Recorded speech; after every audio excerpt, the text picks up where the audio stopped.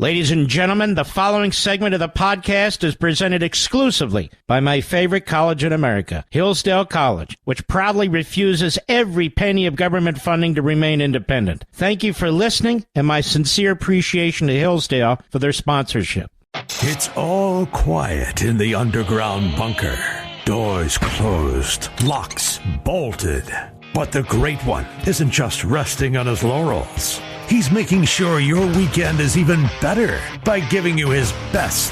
This is the best of Mark Levin. I was thinking for this Sunday's Life, Liberty, and Levin, having 4 guests, Mr. Producer. And I think it would be the highest rated program in the history of cable TV. Joe Biden, Mitch McConnell, John Fetterman, and Dianne Feinstein.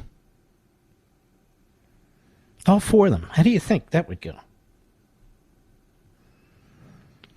Maybe I'd have to save that for late night, don't you think? As funny as that sounds, isn't it pathetic? Anyway, I hope you had a good weekend. My wife and I went to the Jersey Shore, Atlantic City, Ventnor, Margate. I haven't been there in years and years and years. We had a wonderful time. And we left on a Friday, and we came back on Sunday because I don't like all these backups. And really kind of recharges your batteries. You know, 2 weeks left till the release of The Democrat Party Hates America, so preseason for the book is coming to an end. Very excited about it. We'll talk a little bit more about it, but we've had about a 2-month preseason, a little touch here and a little touch there, but now we're going to get down to the nitty-gritty. America, the spending, borrowing, taxing, yearly deficit, overall debt is so out of control, I don't know that we can ever claw out of this. Now, we have a lot of stuff going on in this country. But this is one of the areas that most of the media find boring or incomprehensible, so they just kind of play inside baseball. Is there going to be a government shutdown? Is there not going to be a government shutdown? The Senate Republicans, they want to do a short-term spending bill, but the House Republicans... Okay. Let's start with their propaganda and try and undress it. A government shutdown. The government never shuts down. I wish it would. The government never shuts down.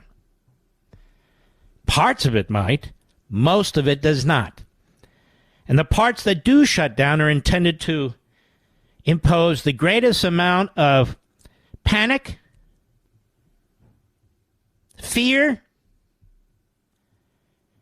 pressure on the American people so that Washington get all the money at once. So the bureaucrats can get all the money they want. And we go on to the next and the next and the next. Now, they didn't mind, as I've told you before, when they shut down the private sector. They didn't mind when they shut down schools, including elementary schools. They didn't mind setting back the nation's youngest generation back 18 months in terms of quality and of education and competency in reading, writing, and arithmetic. They didn't mind that. They didn't mind shutting down places of worship.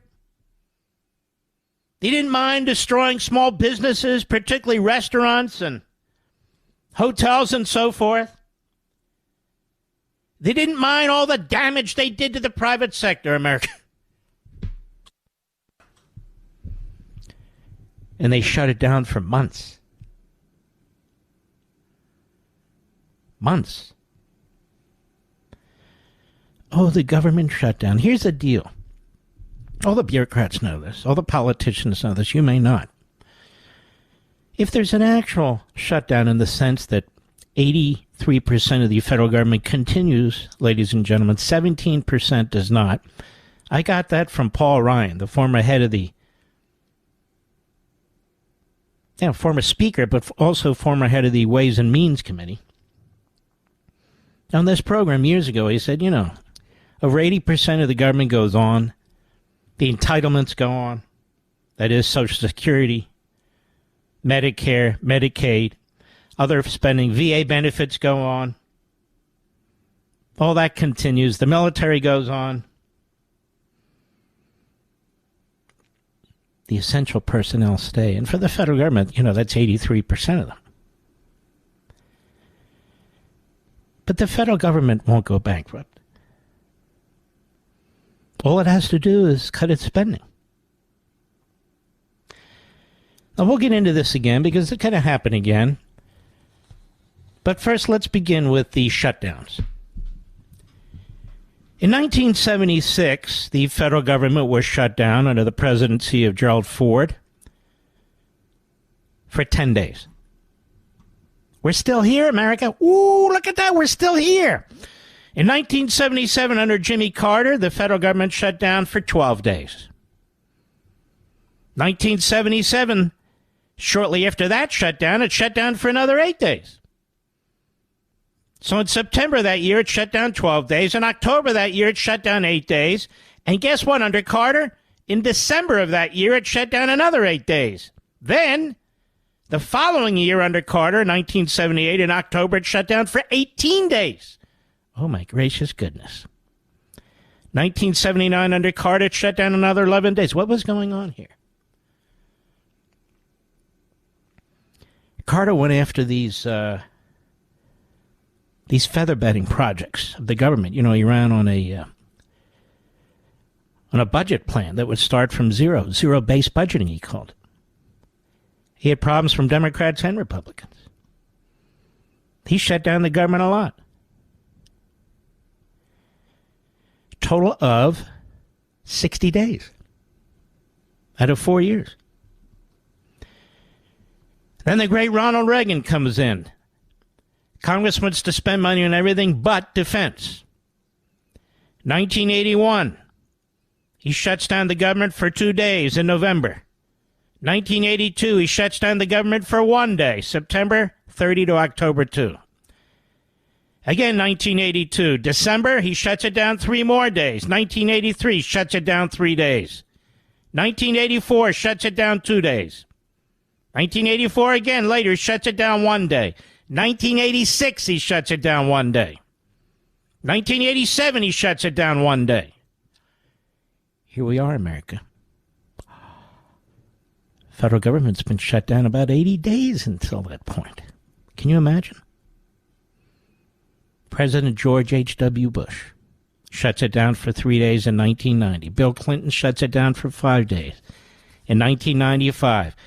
95, 96, Clinton facing off with Newt Gingrich. They shut it down for 3 weeks. 21 days. George H.W. Bush, advised by Karl Rove and the other lightweights, never vetoed a spending bill, never shut down the government, and spending went through the roof. McConnell says the government will never be shut down, not while he's shuffling along. And the pallbearers behind him, I've called them pallbearers before, Mitch McConnell was staring into the space. They have said the same thing. And of course, Chris Sununu, who's now the philosopher king for rhinos on my favorite network and all other networks for that matter, because he's a putz. He says it would be a bad idea to shut down the government. Bad idea to impeach Biden. Can't we just all get along? So Barack Obama shuts down the government, for 16 days. 16 days. That's actually Ted Cruz who does that, Mr. Producer. Brave, brilliant, and right. Because Cruz was trying to repeal Obamacare. He was attacked by the Wall Street Journal editorial page. Why? More putzes. He was attacked by the ruling class, by the rhinos, by the corporatists. They all pretend they don't want big government, but they love it. They lavish in it. They swim in it like pigs in mud. 2018, Donald Trump. 1 day the government was shut down. 2018 again. 3 days the government was shut down. Trump again. December 22 to January 25. 34 days the government was shut down. So, ladies and gentlemen, this comes from the Congressional Research Service. They're never wrong. What are we going to do if they shut it down again? Oh, my God! What will happen? Nothing. It'll be another weekend. We just had a 3-day weekend, did we not, America? It's called Labor Day, which means you don't work on Labor Day. It's oxymoronic, but I understand. Labor Day, where nobody's going to labor. Hey! But anyway, 3 days where the government was shut down. Did any of you try and make a call to the EPA? No answer. Department of Agriculture? No answer. Social Security Administration? No, they were closed. Your local Medicare up? Nope, closed. Medicaid? Nope, closed. Anybody try to make a call to the White House? Nah, closed. The White House closed. How about Capitol Hill? Nope, they're out. Closed.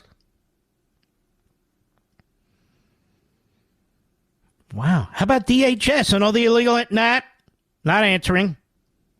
Closed for 3 days. And here we are. We call it a holiday. Shouldn't we call a government shutdown a holiday? It's like, whew, at least the IRS will stay up my ass. At least the FBI won't knock down my door. Whew. At least some liberal in some federal court won't throw me in jail. Okay, I'm all right. Shut down. Good. And when Congress isn't meeting, that means we have more of our liberty. But notice, in all seriousness, how they treat private sector shutdowns and government shutdowns. I've made this point repeatedly. The private sector shutdowns for 2 years were called righteous. Anybody who opposed them was called selfish. Selfish.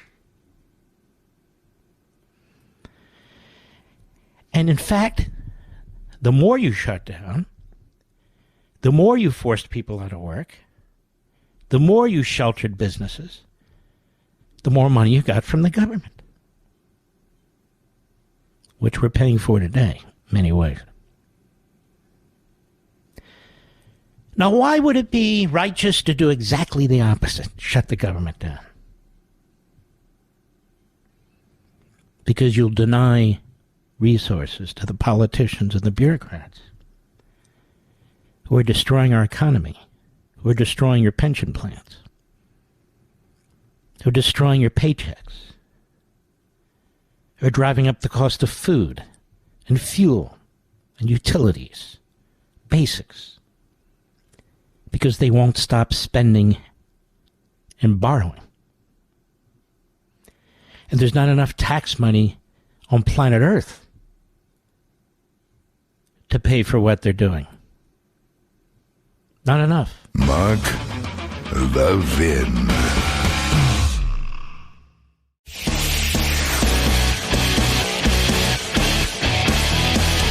Making your weekend even better. This is the best of Mark Levin. While I'm on this issue of economics,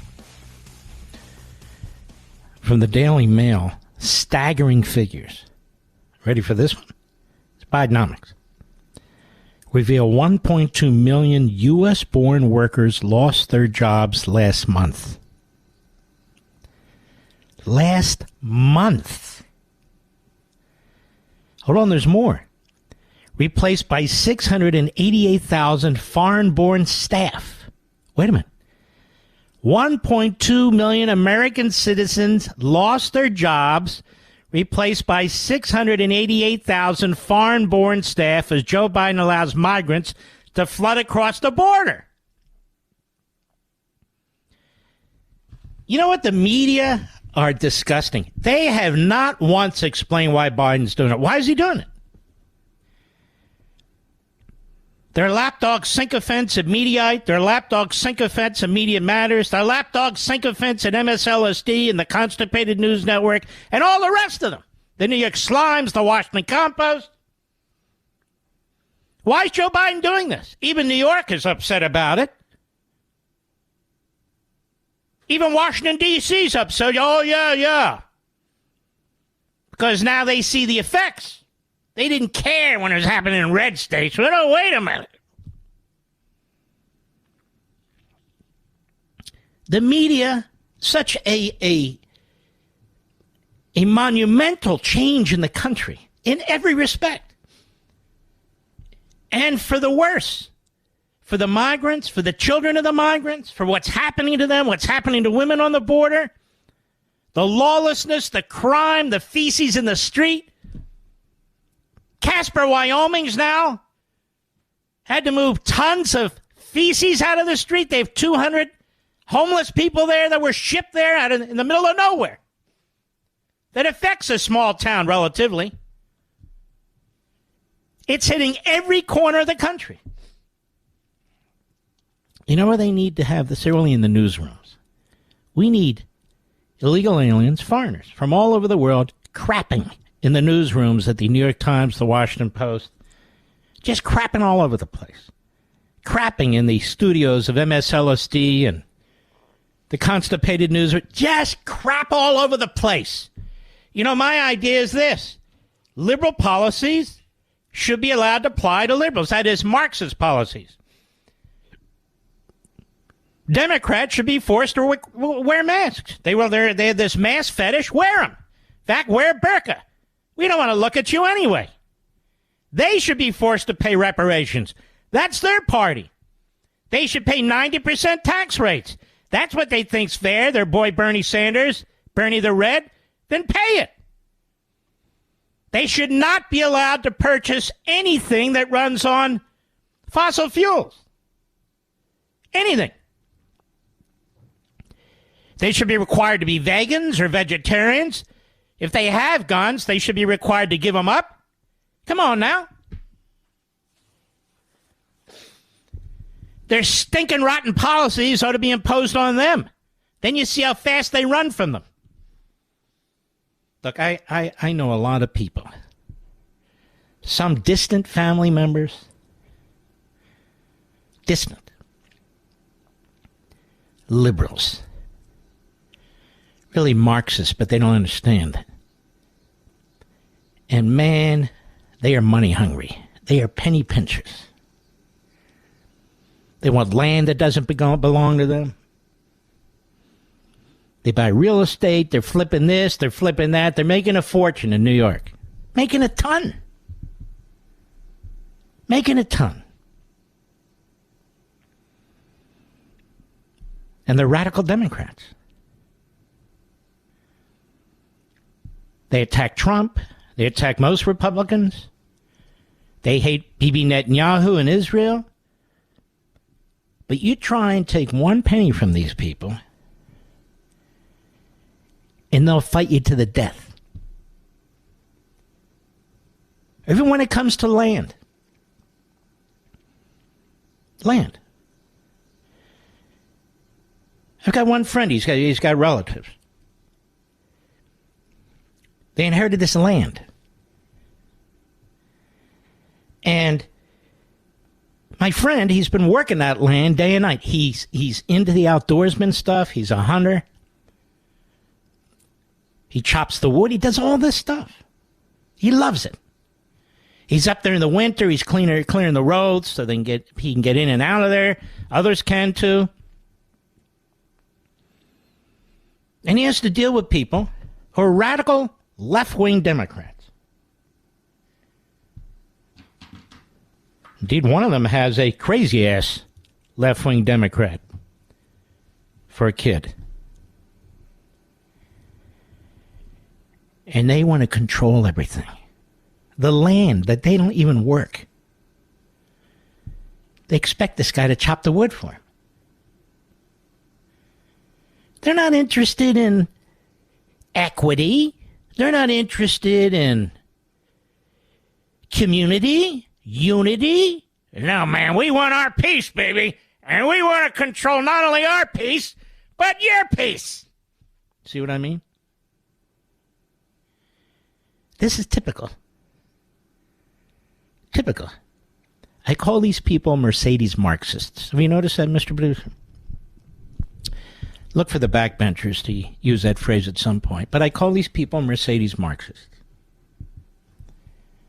Because that's what they are. Redistribution of wealth is fine as long as it's yours. Or as long as it's redistributed to them. It's okay. Massive taxes are okay as long as they're not taxes on them. Otherwise, they're all for it. Control over oil companies, drug companies, oh, that's great. But boy, oh boy, do I want the low cost of fuel, and I want drugs whenever I need them, and I want them to be free. Free.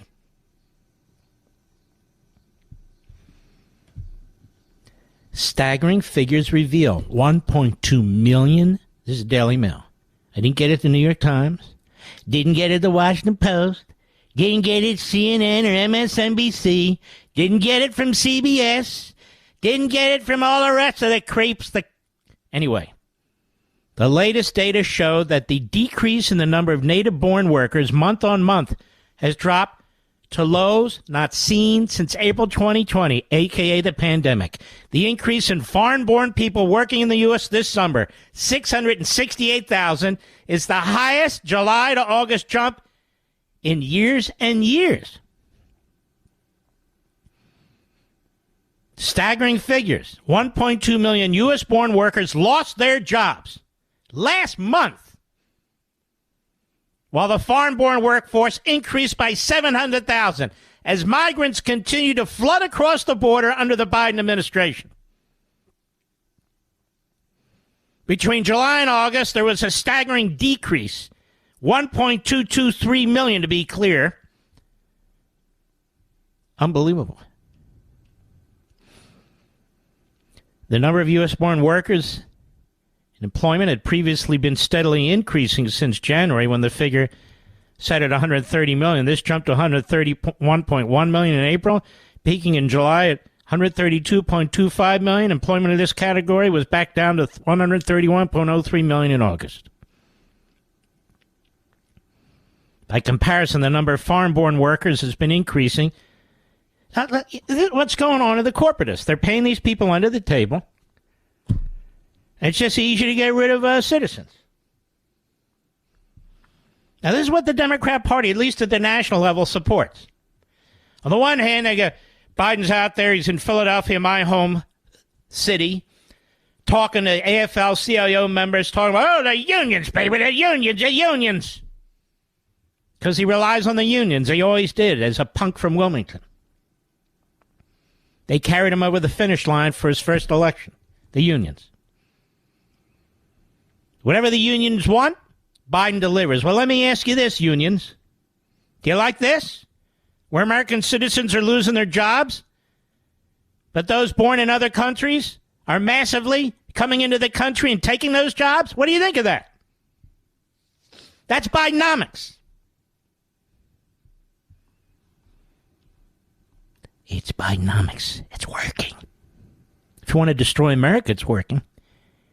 If you want to destroy the middle class, it's working. If you want to destroy hard-working men and women to get dirt under their nails and scrape their knuckles, it's working. You want people who work in grocery stores, janitors, electricians, plumbers, truckers? You don't want them working? Then it's working. In addition to massive inflation and massive debt that's going to cause more economic dislocation, while he's destroying the energy sector, driving up the cost of fuel, and soon we'll have our brownouts and blackouts, and soon we'll have our even days and odd days for gasoline, maybe even for air conditioning.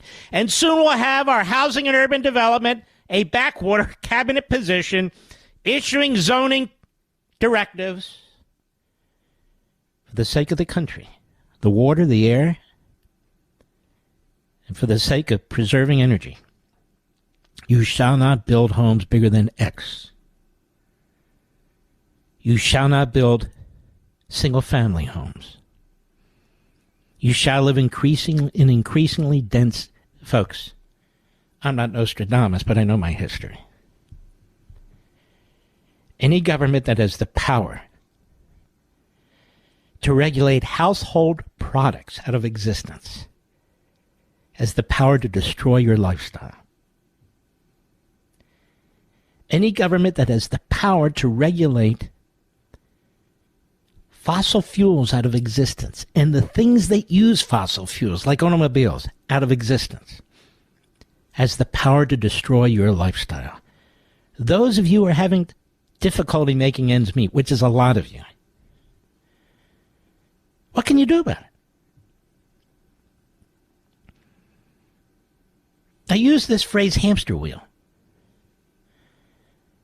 We're on a hamster wheel. We keep running in place. No matter how hard we run, we get nowhere. It seems like we're getting somewhere, but we're not getting anywhere. We're on the hamster wheel. And that's fine by the government. And by the government, I mean the Democrat Party. Mark Levin.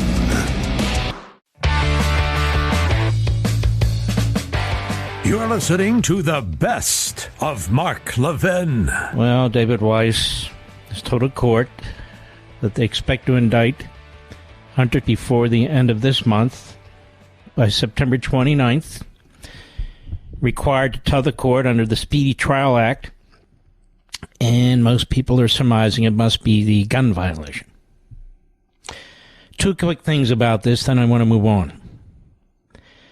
Abby Lowell is a defense counsel. He's actually pretty damn good. And he's already said out there several weeks ago that when it comes to the gun issue, they already entered into a diversion agreement, that Hunter Biden has complied with the diversion agreement, that he's met the conditions for pretrial release, and that the government's not free now to go back on the diversion agreement, regardless of what the overall deal did or did not do.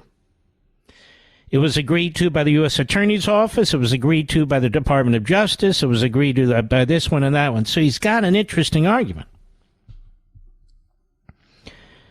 But that's not where my head is. If they're going to indict Hunter Biden and indict him on the gun charge, Mr. Producer in America, that doesn't lead to Papa Bear, does it? See, my mind's always moving. The wheels are always moving. I know what everybody else is talking about, the diversion agreement. Why? Because defense counsel mentions the diversion agreement. I don't know what he's going to be indicted for, neither does anybody else. But if he's not indicted for the FARA violations, tax violations that may still be available, since the statute of limitations ran on the biggest ones and so forth, then his father, Joe, will not be drawn into this. Do you understand what I'm saying? You do, right, Rich? Rich is eating a steak sandwich. He's very busy, choking down a cheesesteak. But you folks understand, regardless of what Rich doing, right? Just messing around with Rich. But that's the point. The point is that this is the most harmless indictment that can be brought. That defense counsel has an argument, I don't know if it's persuasive, but an argument to make, certainly is not to be dismissed on its face. But defense counsel has no argument to make on the failure to register as a foreign agent, which in my view would drag in his daddy as a co-conspirator who knew that his son was doing foreign business, who helped him do foreign business, even if he didn't receive one damn red cent, CNN and MSNBC, it would still be a federal offense. So that's the beginning and the end of it. The rest of it's speculation.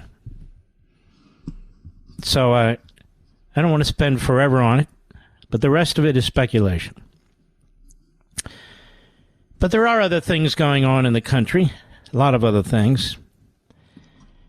You want to know why Donald Trump can't get a fair break in front of any of these Democrat judges?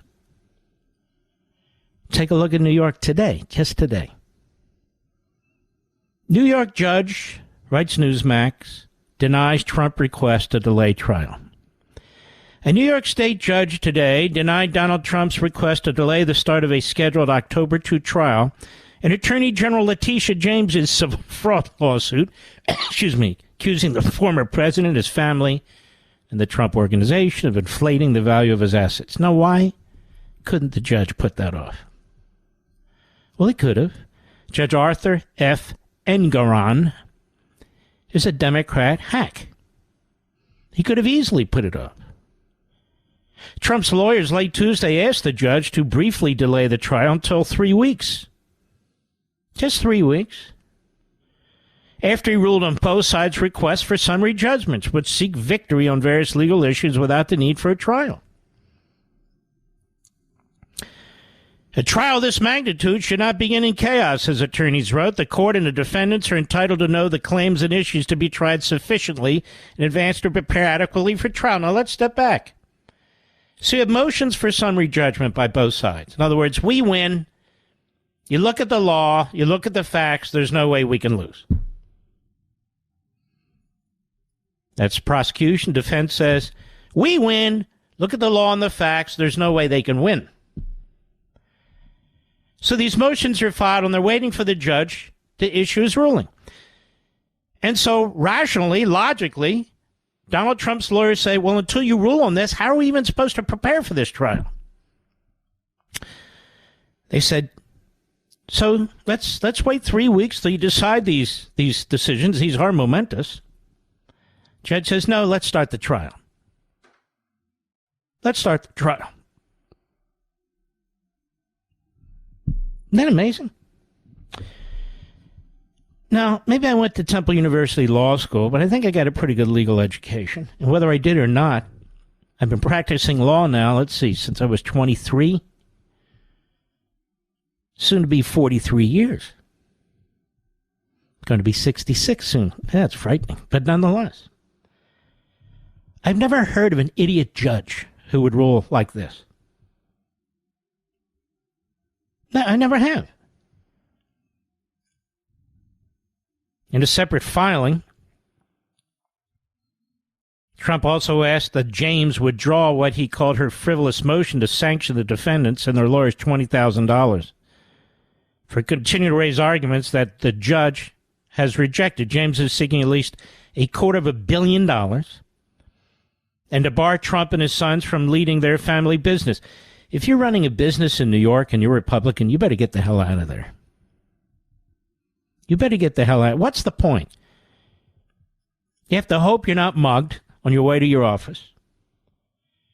They're taxing the crap out of you. They're auditing you endlessly. They're looking for ways to drag you into court where you can spend the next 10 years of your life, maybe even into prison. The Attorney General of New York should be disbarred. She ran for that post, as you know. Ran for that post, telling voters, would-be voters, that she was going to indict Donald Trump. But apparently in New York, that's okay. It's okay to do that if you're a Democrat. Apparently, according to the New York City Bar, the New York State Bar, the highest court in New York, go for it. It's all right.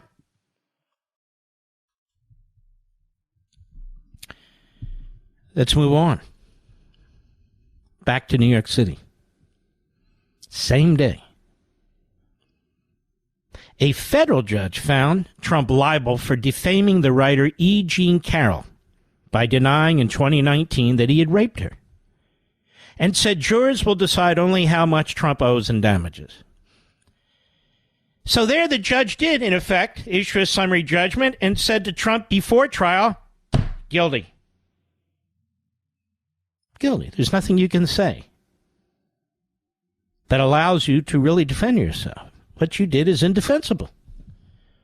You're guilty. Now we're going to have a trial on how much you owe. What? Oh, yes. What do you think of that, Mr. Producer? So this is the E. Jean Carroll defamation case. The judge rules on his own from the bench that Trump is guilty. Judge Lewis Kaplan, another leftist, said the upcoming trial for Carroll's civil lawsuit against Trump will only deal with the question of how much the former president should pay in monetary damages. Now, you know, in May, a Manhattan federal court, a jury ruled that no, Donald Trump is not found guilty of rape. And yet that's all he was accused of. They said, but he did sexually abuse Carroll. A lesser included offense? No, it's not a lesser included offense on rape. In fact, ladies and gentlemen, it wasn't even an allegation in the case. It was rape or no rape. But the jury decided to split the baby. They didn't see enough evidence for rape, but they feel he must have sexually abused her. Donald Trump says, I've never met that woman in my life. This case is brought years and years and years after the alleged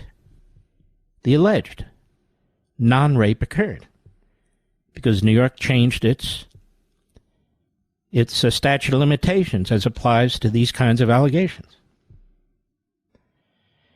And as has been reported, Ms. Carroll met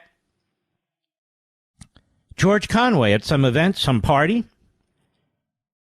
Apparently they were talking, and as I understand it from some report, you can check it or not, Conway said, well, you still have a case.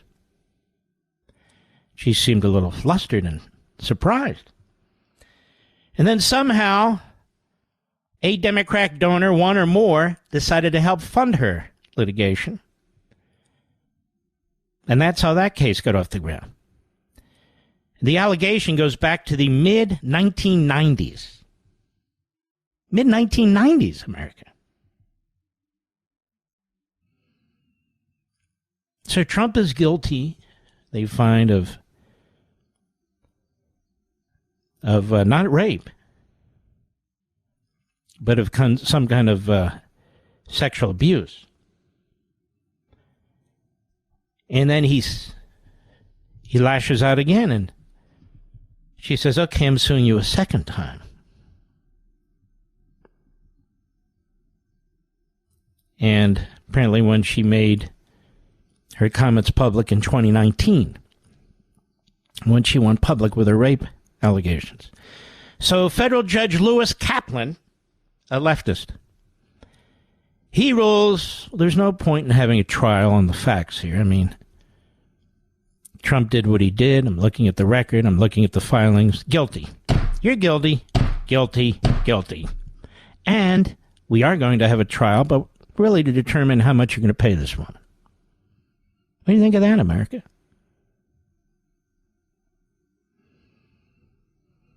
You won't hear that explained anywhere else in the country. TV, radio, shortwave radio, flying pigeon. You won't hear a damn thing about this. Not as I've explained it, because it's sickening. Now on to the criminal cases, right? Can't wait for those, can we? Mark Levin.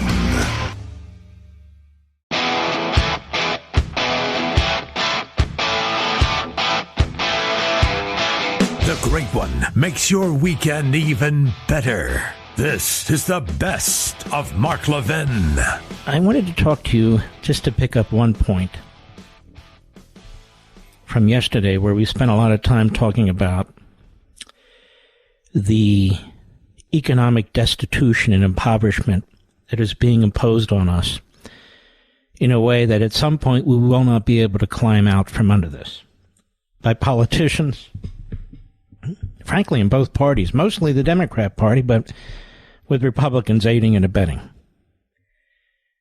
So let me first start with Mitch McConnell and make this point, which I think is related. The Republican Party in the Senate has failed us over and over and over again. I'll mark the judiciary. That's funny. Is that all the Senate Republicans are supposed to be working on, the judiciary every now and then? And they're doing a hell of a crappy job at that. Joe Biden has appointed more judges at this time, more than the presidencies of Donald Trump, Barack Obama, either Bush, Clinton, Reagan, Carter, Nixon. Going back 60 years. The Democrats have a bare-bones majority in the Senate. How are they getting away with this? They started the use of the filibuster against judicial candidates, really, under George H.W. Bush. So how is it that the Senate Judiciary Committee, they get these nominees through, and that the Republicans on the floor of the Senate aren't preventing this?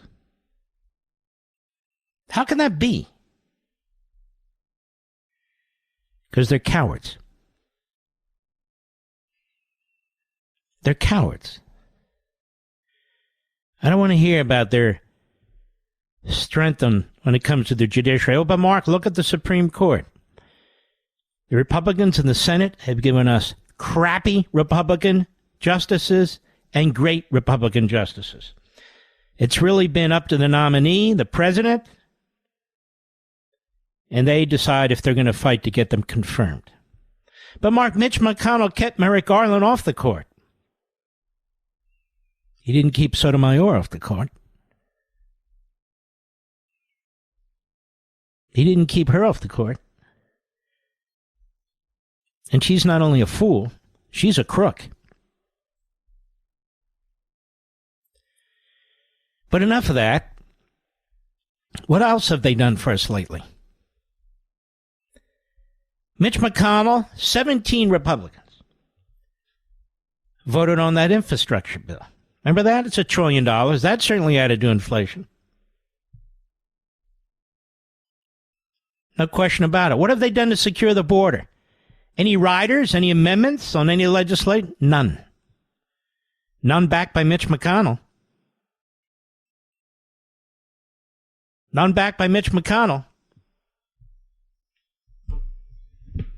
The legislative genius doesn't appear to be able to legislate himself out of a paper bag. The border's out of control. What has he done? Nothing. Spending's out of control. What has he done? Contributed to it.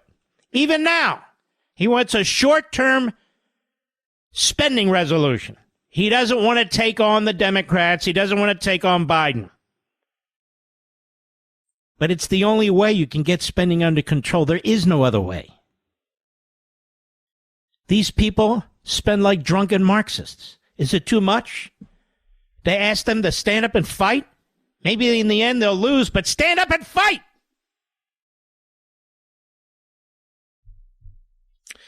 Apparently it is. You'll remember the last time we had somebody do that, it was Ted Cruz. I believe it was 2013. He was viciously and horribly attacked by McConnell and his media and his fellow rhinos. He was attacked by the Wall Street Journal editorial page. He was attacked by the National Review. He was attacked by pseudo-conservative, even conservative media. 36 days. Must have been very lonely. Very lonely. In any event, we look at the national debt. We talked about this, just the news. Interest on national debt on pace to eclipse entitlements, defense spending, amid funding battles. I thought it was necessary to add a little bit more to this from yesterday. Criticism of sustained deficit spending prompted House Republicans earlier this year to pressure the White House to make budgetary concessions in the Fiscal Responsibility Act that aim to address the nation's runaway spending. The debt service may soon exceed that of major allocations. Now, I want to remind you that for several decades now, interest rates had been at 2%, 3%, 2.5%, 4% was considered high. Now it's above 7% and climbing. Why? Because of monetary policy intended to try and breach inflation. Because of fiscal spending policy and endless borrowing, and therefore printing of paper money effectively, which has driven up interest rates. In other words, spending. And more spending. And more spending. To the point of $2 trillion deficit in 2023 on top of a $1 trillion deficit last year. And we're not even at war. Sustained deficit spending by the U.S. government helped push the national debt up to a jaw-dropping $31.38 trillion in 2023, according to the U.S. Treasury. Fiscal watchdogs are now predicting that the interest alone on that debt will soon eclipse both entitlements and defense spending as a major component of the annual budget. See, they were able to camouflage this for the longest time because of low interest rates. At the same time, the national debt is at a record high. Interest payments in mid-2022 stood at just under $600 billion, according to a report from the Committee for Responsible Federal Budget. Now, that report outlines the challenges that face the next administration. It projects that such payments will exceed the combined costs of Medicaid, food stamps, Social Security income in late 2023. Varies based on interest rates, but not much. So the expense on interest in the next administration will exceed the combined costs of Medicaid, food stamps, and Social Security income. Debt service is projected to exceed the total amount of defense spending either later this year or in 2026. Again, contingent on interest rates. So anytime, either later this year or into 2026 or in between, interest rates, that is the debt on to pay interest, will be so high, it'll be bigger than the entire defense budget.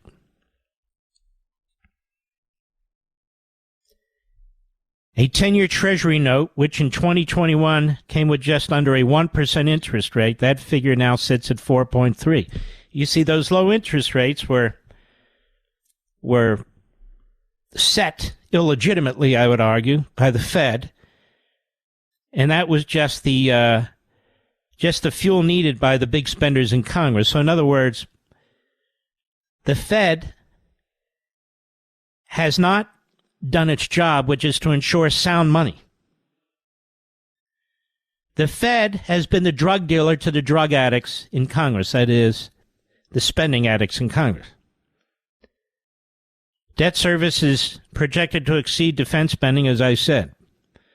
Mortgage rates, which are at an all-time high, have been predicted to remain high as well. Fannie Mae says it doesn't expect rates to drop below 6% until the fourth quarter in 2024. I don't believe that for 2 seconds. Analysts from Rocket Mortgage says that during the Trump administration years, the average rate for a 30-year fixed mortgage was 3.7%. It's working. Binomics is working. Now, you know the man's insane. Now, the issues of rising debt and rising interest rates clash head-on with major spending packages spearheaded by the Biden regime and the Democrats in Congress, including the 2021 American Rescue Plan and the 2022 Inflation Reduction Act, which saw the government authorize $1.9 trillion and $740 billion in federal spending in addition to ordinary budget expenses. It's funny how nobody holds McConnell and the others who voted for this monstrosity responsible on the Republican side. It's amazing.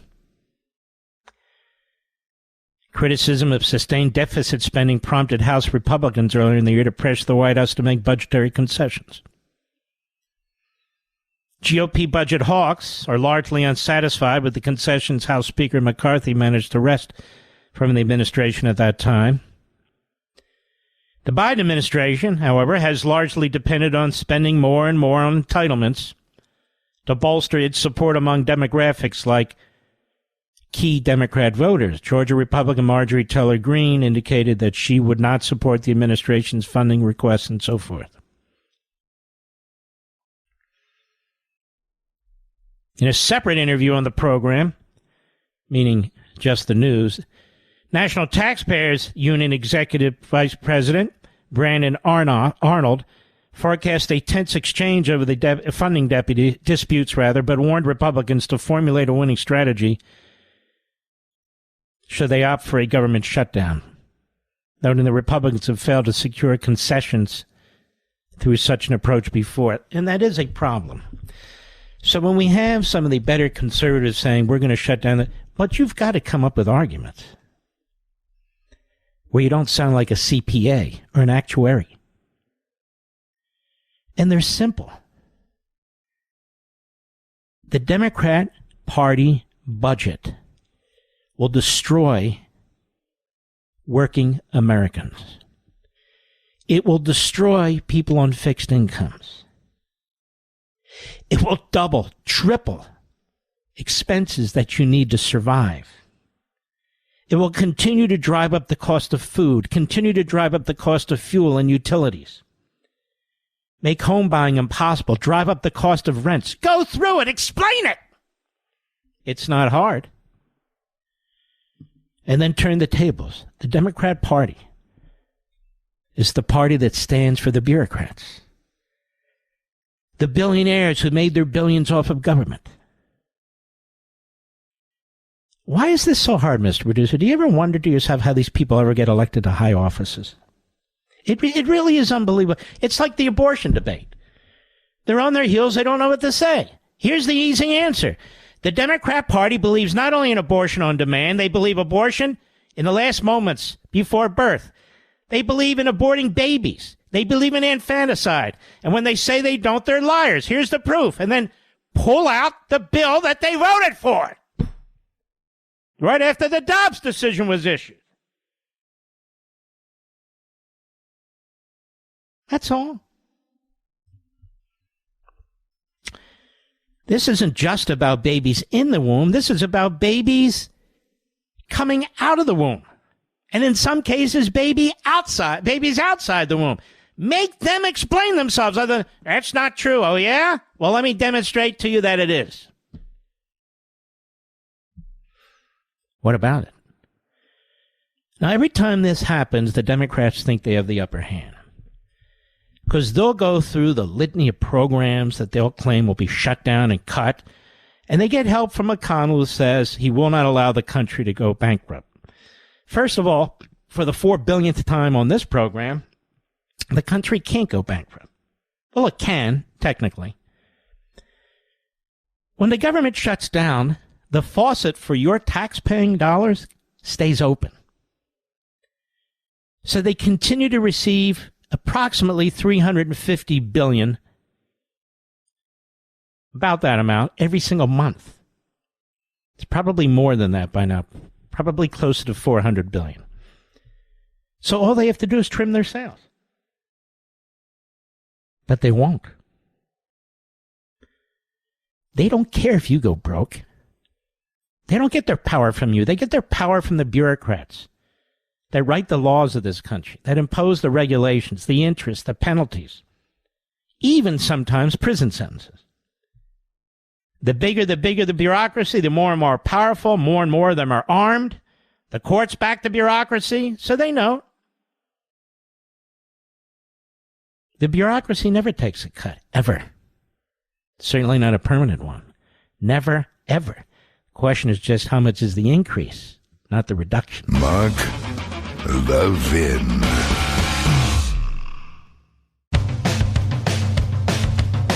We're giving you nothing but the best of Mark Levin. We have a great guest this Sunday.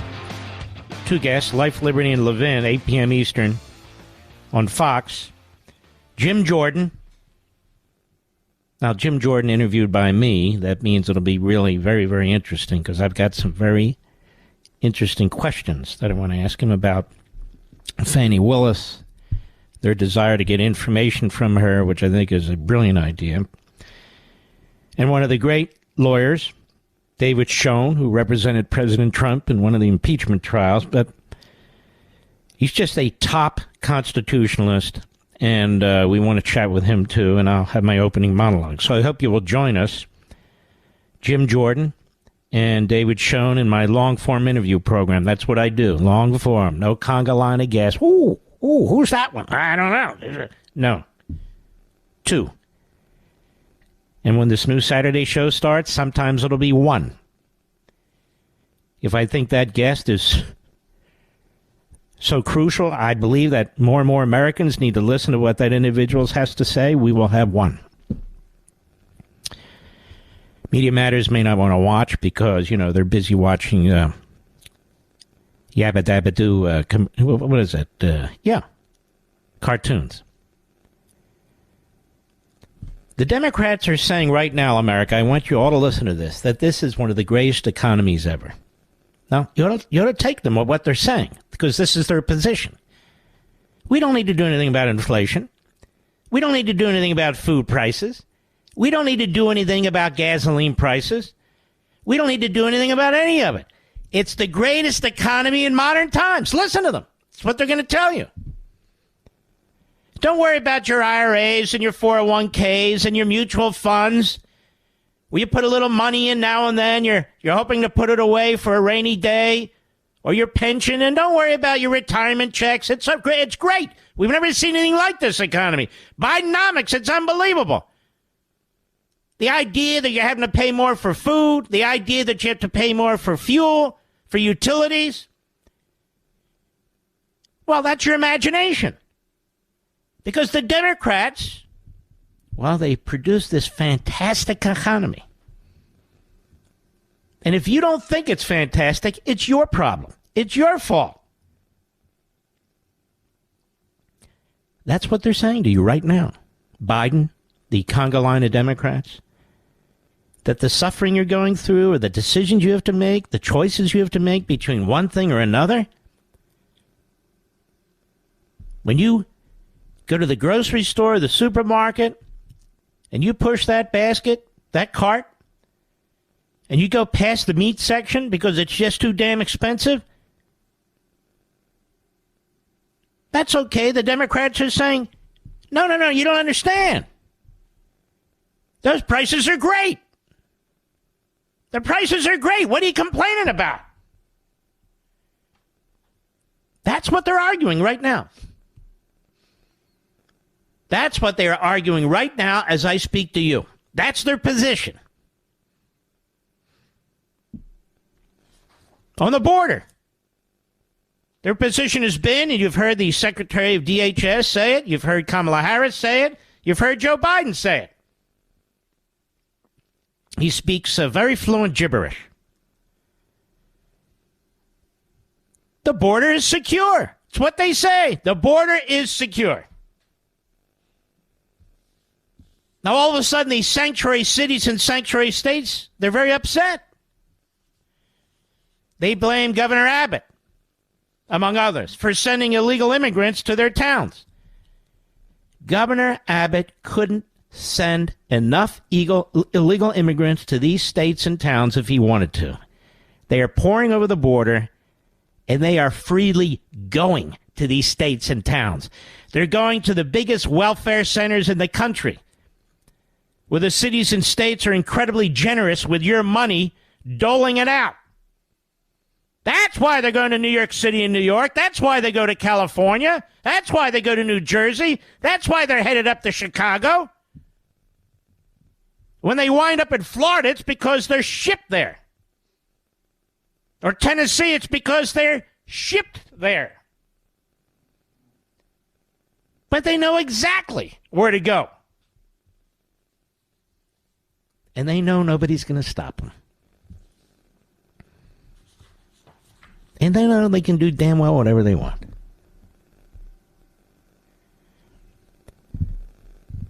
They had no concern when Texas is being overrun with millions of illegal immigrants. Arizona, millions of illegal immigrants. New Mexico and Nevada, which used to be Republican states, overrun with millions of illegal immigrants. It's okay. The illegal immigrants in Florida, showing up mostly on the beaches. Illegal immigrants in Georgia, South Carolina, right up the coast. Ooh, illegal immigrants in Washington, D.C. We've never seen anything like this before. What are we supposed to do? We need more money. We need more money. We're running out of space. And they won't mention Biden's name. Biden is destroying America. Citizenship doesn't mean a damn thing anymore. Nothing.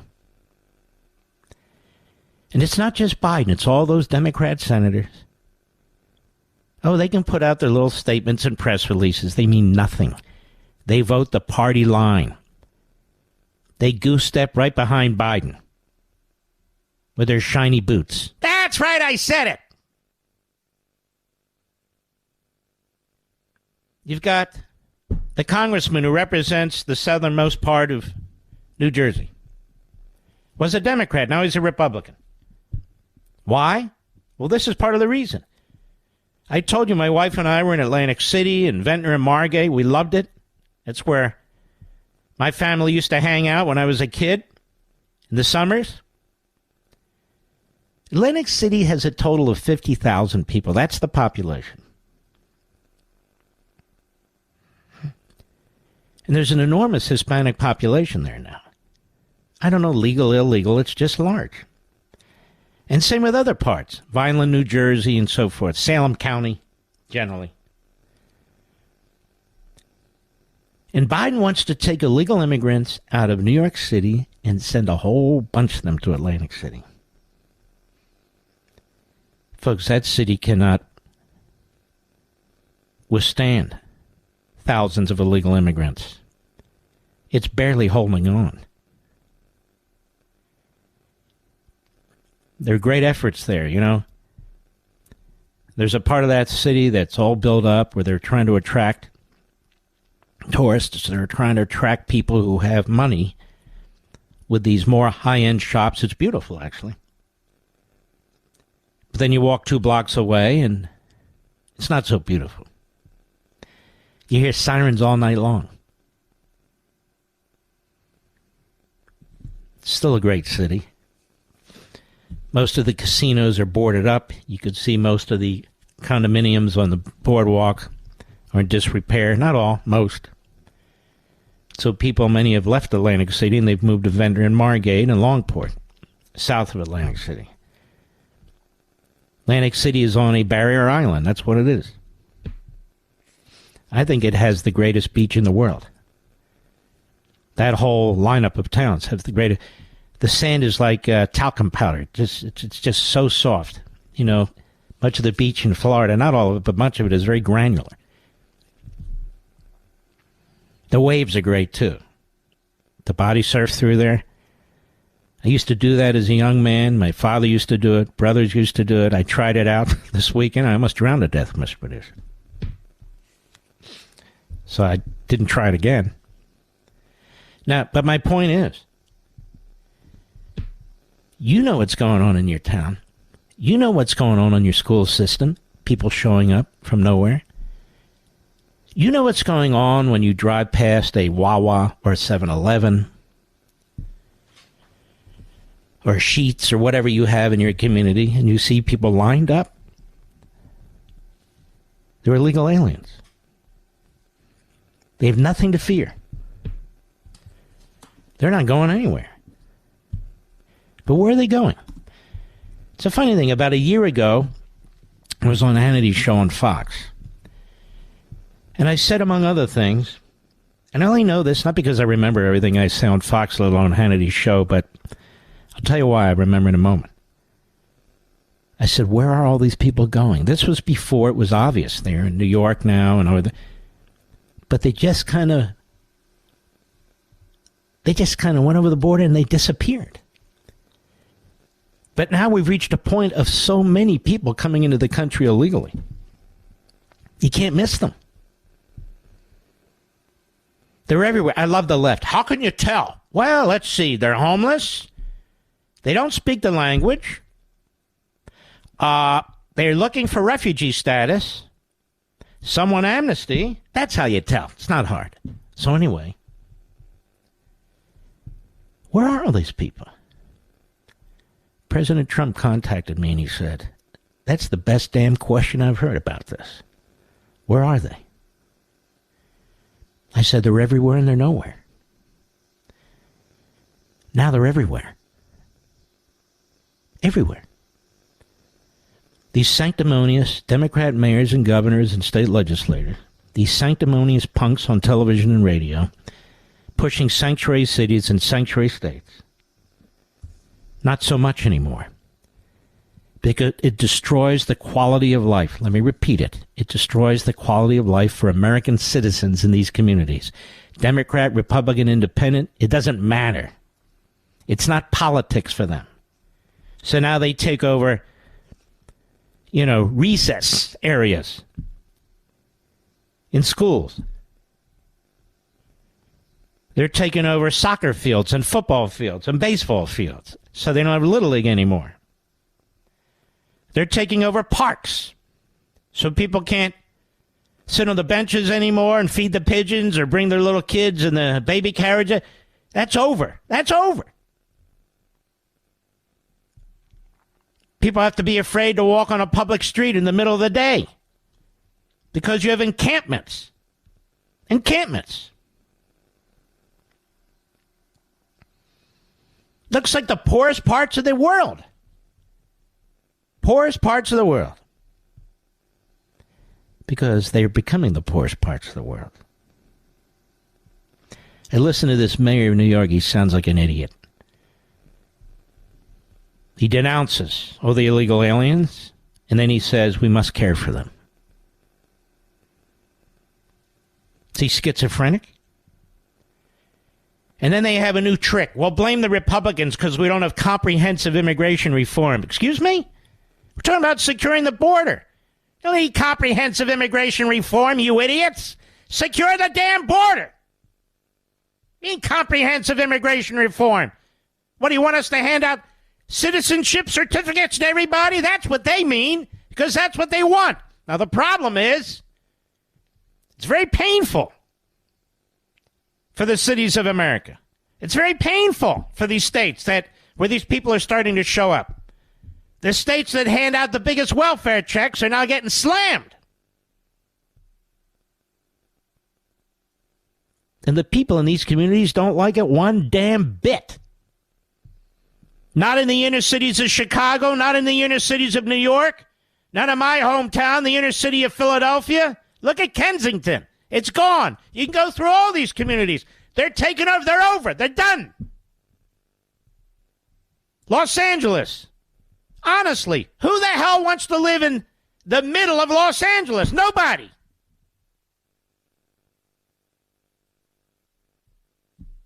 These are the bluest of blue areas in the country.